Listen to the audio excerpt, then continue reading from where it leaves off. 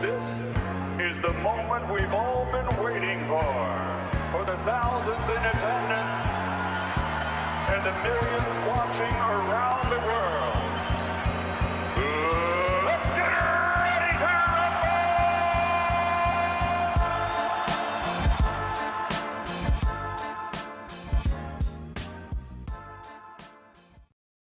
Welcome to the Junkyard Pod. I'm Tony Pesta, joined by Jackson Flickinger, and the Cleveland Cavaliers picked up another win. I believe that's 2 in a row now after count them. A kind of, a little shaky week in November there. Things are starting to feel a little bit better. I felt like this was overall a pretty good game. It wasn't perfect. I wouldn't say it was necessarily pretty, but there were stretches, there were brief moments where the offense looked like there was some harmony there. Kenny Atkinson mentioned that the rhythm kind of came and went throughout the game, but it was there, and I can't quite say that it's been there for the last week or so. So it was really good to see it tonight. Jackson, what were your overall thoughts? I was pretty positive about this one. The Cavs have kind of sucked recently, honestly, and this game wasn't like a great game, but they did a good job of getting to the basket. Yeah. I think they were in the 80th percentile for shots at the rim, which is very good because usually they're in like the 4th percentile for shots at the rim. So I think a lot of the process was good. Donovan has a lot to do with that. He got to the rim a lot, which is that's probably relying on him a little more than you would like, but it is still good. Kenny afterwards was very down on this win, and I thought that he should have been more down on like the Memphis win, because that Memphis win really sucked. And I thought this one was kind of like, yeah, it wasn't great, but it also like, I don't think there wasn't any like huge red flags. Mobley, kind of a red flag, but there's nothing where you're just like, man, this process looks off. So I think it was a pretty positive game. There's still room for improvement. And again, when you're 10-5 and there's a lot of room for improvement, on one hand, it's like, well, this isn't gonna like this team is not gonna go far in the playoffs if they play exactly like this. However, they're also 10-5 and they're not even close to playing good basketball by their standards. So I think like overall, I'm kind of more optimistic tonight than most nights.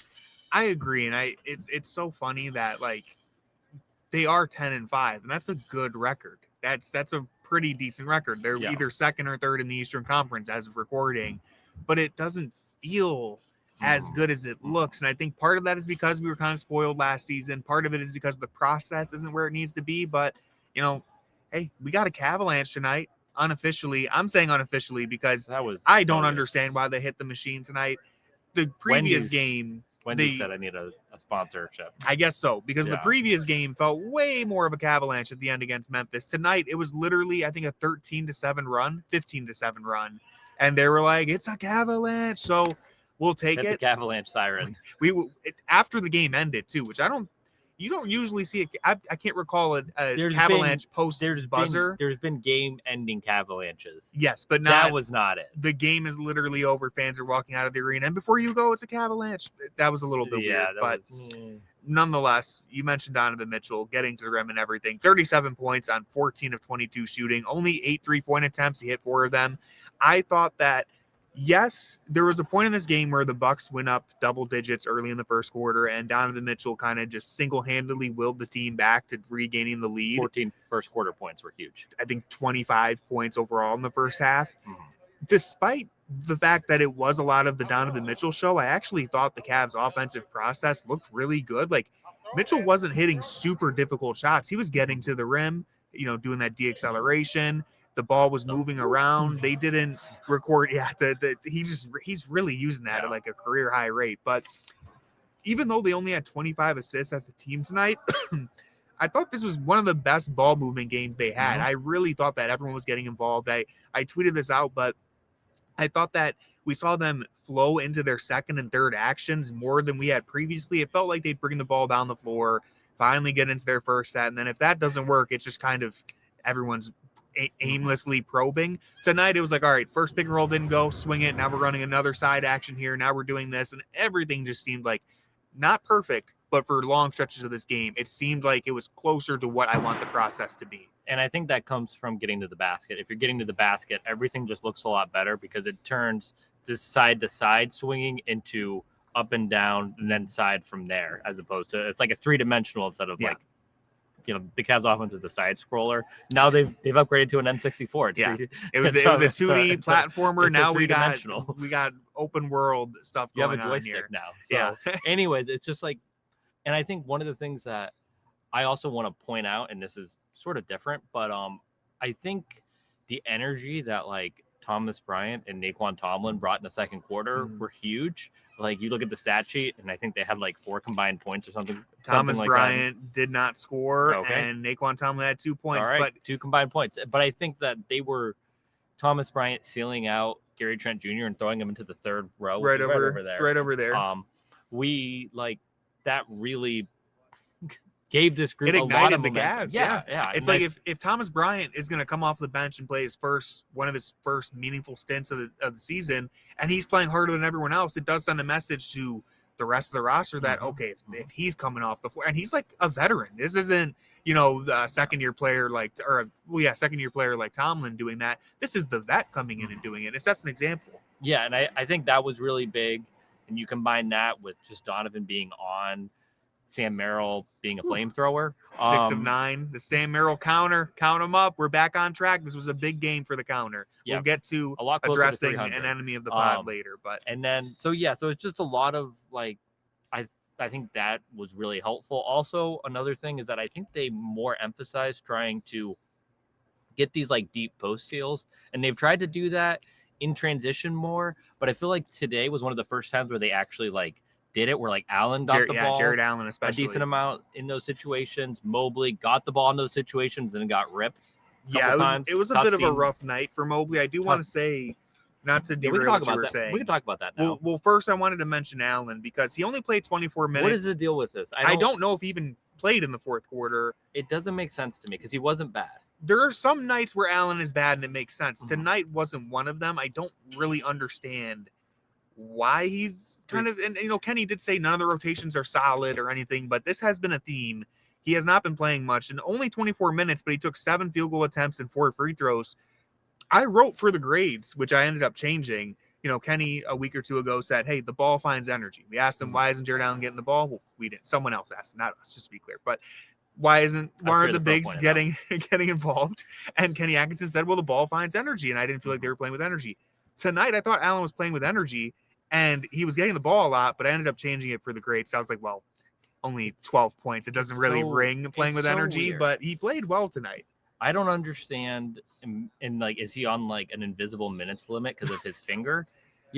Like maybe, but I like the finger's not something that is like, it's not going to get overused. I hadn't considered that. But like, it doesn't make any sense because it's not like there's like a better alternative lineup where like at the end of last season, it was like, the Cavs are better in a lot of situations with Hunter at the 4 just because they can space the floor, the 3-point shooting, etc. Like, there's no real lineup that's like, you can't sit X for Allen, and it's like the Cavs on-off numbers are much better with Allen on. I think he leads the team. It doesn't in that rating, which it it's early, really, but doesn't really make sense. Like it makes sense sometimes, but like I don't. It's clear that this is the plan because you think about that Johnny Bryant game against the Heat, the overtime game, and it was like he didn't play much, and it was like he probably should have played, and it just doesn't. And I thought one of the things that I really liked is that they put Donovan and Evan together a lot more with some of these bench lineups and had Allen like go solo, and then you get like the most energized version of Allen, and I thought that was really good. Lonzo was finding him a lot. Right, so like I was really like I wrote in the takeaways, which I'm never gonna. I mean, we're so far away from posting, so I don't know what's ever going to be in it. But like, I wrote initially stuff about like, I really like this change because you get a more energized Allen, and an energized Allen is a good Allen. And I thought we had a good Allen today, but he's not playing. So it's like, I don't understand. It's like, if you're paying somebody $25 million and then an additional whatever on his next contract, dude's got to be out there, especially when you don't have 2 of your starters from last year available.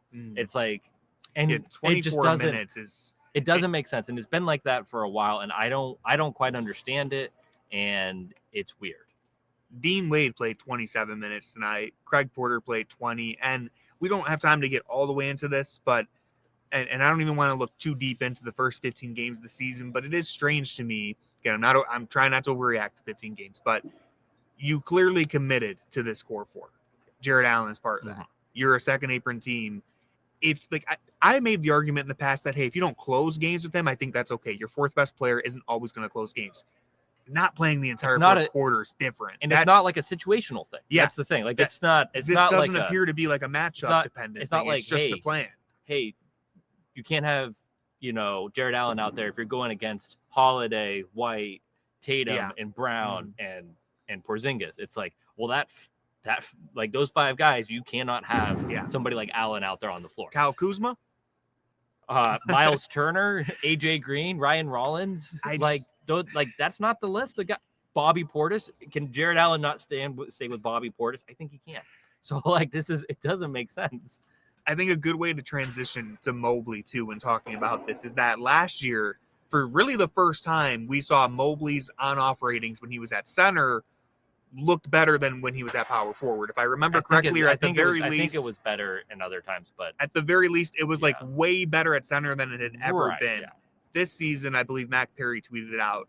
It's way back down to where it was, where he's not playing good minutes at center. But I do want to point out that anytime you look at on-off stats, especially positional on-off stats, they're so context dependent. Especially in a 15-game and sample especially size. When you have a very crappy bench that doesn't fit together right now. Yeah. You know what I mean? It's very important. The rotations are not set. So you have a lot of lineups, especially at the beginning of the year. It was like, hey, Mobley, why don't you carry this unit with like Dean Wade, Lonzo Tyson, Ball, and Craig Porter Jr. and Jalen Tyson? And it's like he was not doing it. The only reason I mentioned that is because it does feel like, well, hey, the two big lineup is working according to the net ratings and everything. So something to keep an eye on. I do want to focus on Mobley specifically because he ended up the night with like a decently respectful stat line. So where like I almost was going to give him an F on the game, but I was like, well, the stats ended up being too good to give him a grade that low. 6 turnovers. Oh no, the commenters are going to be angry. Yeah. We turned the lights off. Best. We did it. We told them, hey guys, please turn the light off. I don't know who's in charge of the lights. Maybe Jarrett Allen wants the lights to be a little dim. I don't know. We need to stop making. There's been so many of the lights were too bright jokes. I think we've run it into the dirt. The point is, Evan Mobley tonight, 14 points, 6 assists, 6 turnovers, 4 of 9 shooting. I still think that, we pointed out a couple times in the game where he had Kyle Kuzma on him and he couldn't find a way to get to the basket. Out of it. He had AJ Green on him, lost the ball on a turnover. One question that I've been dying to ask is just Kenny, the team, keeps talking about, strategic ways where we can get Evan Mobley going. Where should we get him the ball? Where should we do this? Where does Mobley need to get himself involved? Where does he need to? Because when you think about it, and this is something that I want to go more in depth in on, like when we have more time at some point, but like every star player who's like important to their offense and the way that the Cavs want Evan Mobley to be, they have a go-to spot. Think of Donovan Mitchell. He wants to get to the side step 3. He wants to wrap the ball over your head and shoot his floater. Darius Garland even, he wants to get to his floater. He wants to get to the pull-up 3. Every star player has a go-to spot. I'm not sure what Evan Mobley's go-to spot is, and I think that's where we get some of these awkward dribble. I don't really know what I'm shooting. Okay, I'm going to take like a mid-range fall away. To me, if I had to guess, I think he just kind of needs to attack the rim and go all out. Either I'm getting fouled or I'm getting a layup. But I don't think he's really like, that's kind of the Giannis play style, and it seems like maybe that's not the caliber of player that he can be attacking the rim. He's just built differently. He doesn't have as tight of a handle. He's not as strong. And so this is where the worst growing pains are coming from, is where Mobley is trying to figure out where those sweet spots are. I think he's a good enough offensive player to where he can find something just through 15 games. I don't think they found it. And that's probably, if you were to raise any red flags through 15 games, it's probably that.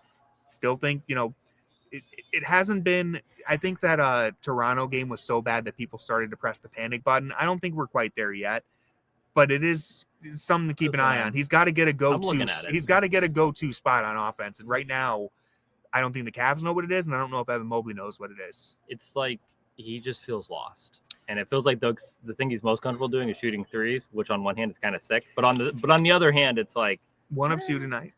Well, one of them was from 68. Well, yeah.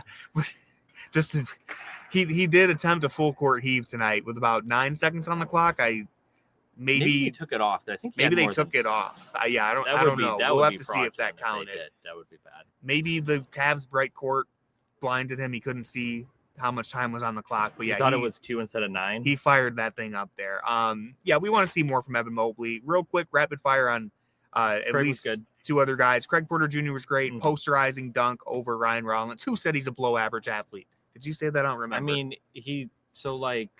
the thing is, his lateral quickness is not really going to get blown by. I do agree with that. And there's a reason why he wasn't drafted.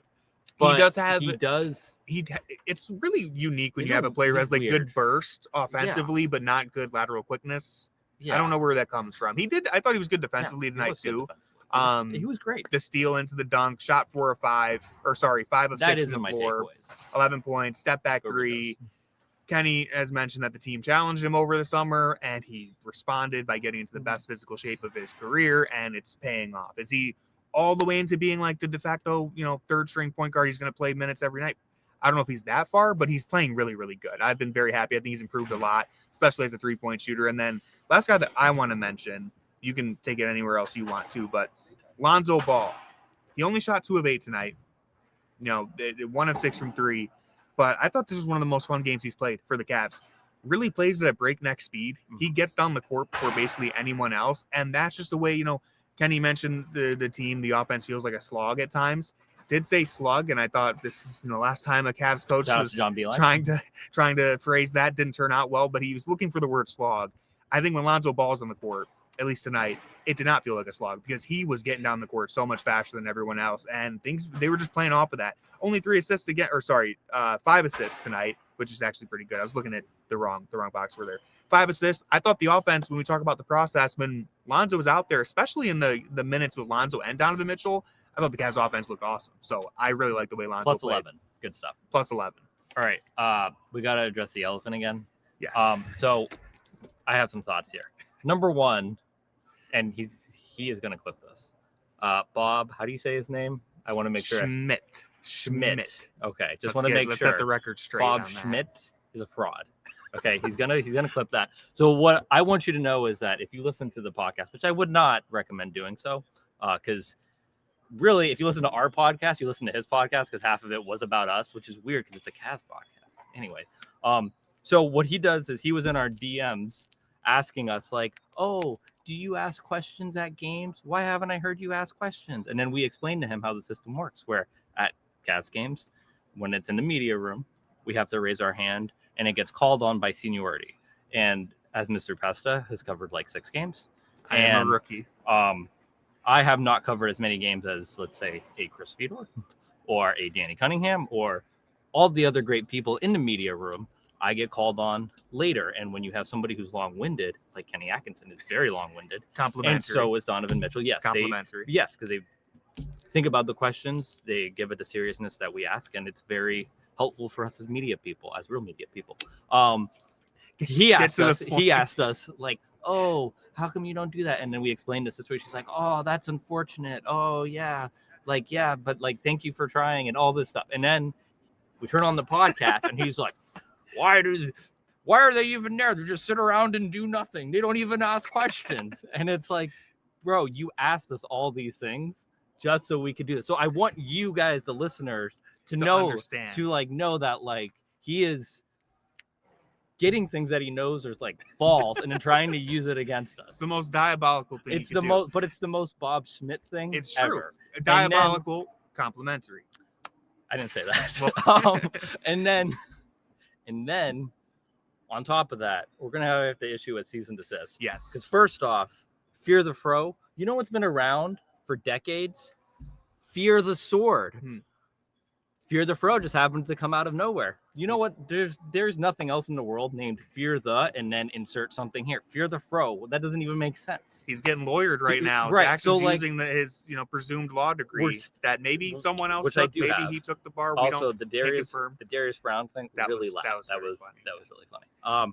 But you are getting have to hand this. Yeah, because I mean, stealing Fear the Sword, stolen valor, and a decent chunk of the last podcast was just our podcast. So we will, the Junkyard Pod will also be getting in on the lawsuit. It's a class action.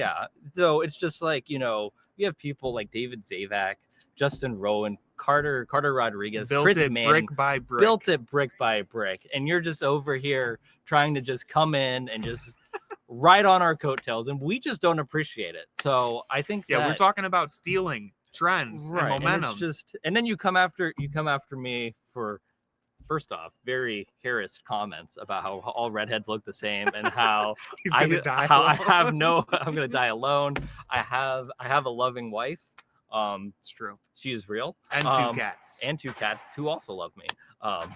That's to be But determined. he's gonna make fun of that. He tries That to give the cats away. didn't need to add a thing about the cats. He's gonna make fun of that. But anyway, so it's just like we're over here trying to do our best here to give the people the best Cavs coverage possible, and he is out here with his soundboard and his vulgarity, just leading a whole generation straight to the gutter. You know, trying to take us to the gutter with him, and we don't appreciate that. You know who has never told Jackson he was going to die alone, at least to his face?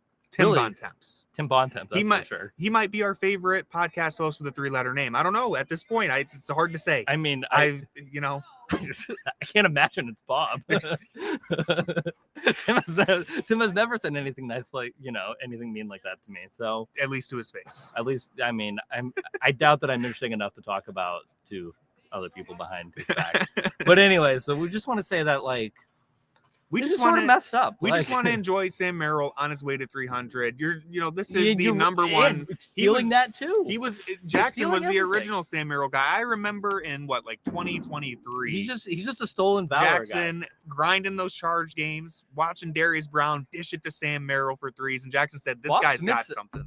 Bob Smith's basically a draft dodger. That's really what he is. He's like, oh, I love the troops. Also, I'm not going to war. Pretty much. Well, that's actually kind of what I did because I tried to back out of the pod beef. You could argue that I'm a draft dodger, but then I rejoined. No, but that's different anyways. But now I've rejoined the fight. Yeah, because, I mean, just personal attacks on personal I've been forced into the fight on Jackson's behalf. Anyways, but we don't want to dedicate any more time to a scumbag like Bob. So, wow. Listen, you're all the mean things he said about us. Sometimes... So. For anyone who doesn't know, obviously, we are joking. We love Bob. We love Fear the Fro. There's no one like him in the game. Well, I guess he might have copied our whole flow. He did. He copied bar for bar. Shout out to Soldier Boy. Okay, I think it's time to wrap up on that note. Thank you guys so much for watching or listening. Make sure you tune in to the next episode of Fear the Fro because I'm sure he'll have plenty of things to say. And tune in to the Junkyard Pod. Go to fearthesword.com, the original. Go there. True. We're doing a lot of work. Lots of good stuff. Thank you guys for watching. Like, subscribe, drop a comment. And that's all. Go Cavs. I agree. Go Cavs.